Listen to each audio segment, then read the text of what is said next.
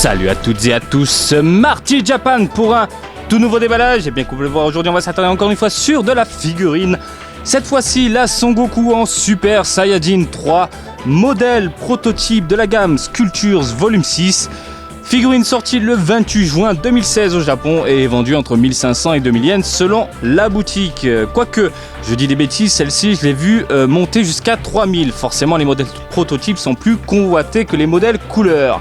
Pourquoi ? Eh bien, les sculpteurs amateurs et autres peintres et artistes en herbe aiment bien repeindre ce genre de joujou et donner une couleur unique ici à ce personnage de Goku en train de faire un Kamehameha. C'est édité donc par Banpresto, ça ne change pas.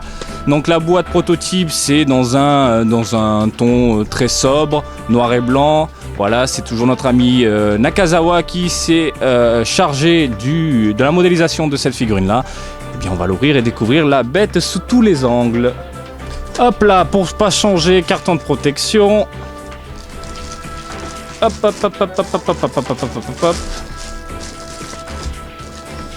Donc nous avons d'un côté le socle et de l'autre la figurine, ça ne change pas. Hop.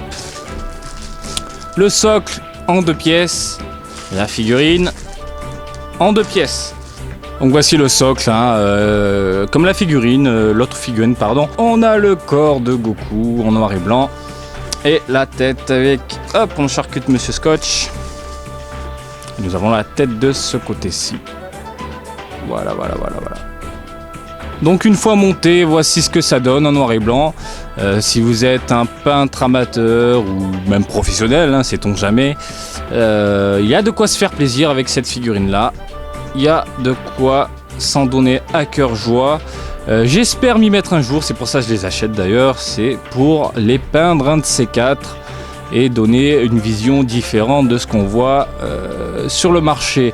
Donc voilà le Goku, écoutez, en noir et blanc, même constat que l'autre figurine, j'ai l'impression qu'on voit un peu plus de détails, par exemple au niveau des bras, au niveau des mains. Ici vous pouvez voir, hop, les doigts, les ongles et compagnie.